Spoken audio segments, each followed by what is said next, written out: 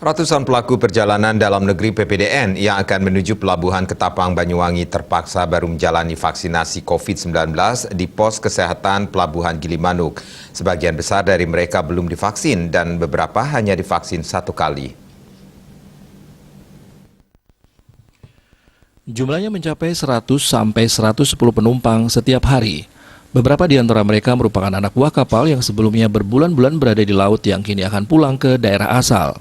Fenomena itu dibenarkan Kasatpol PP Provinsi Bali, Dewo Nyoman Rai Darmadi.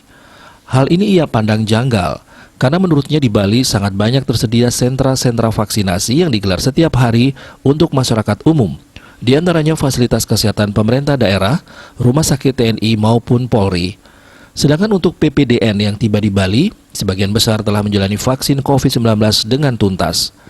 Di antara ratusan penumpang, jumlahnya masih di bawah 10 penumpang yang belum tuntas melakukan vaksinasi COVID-19.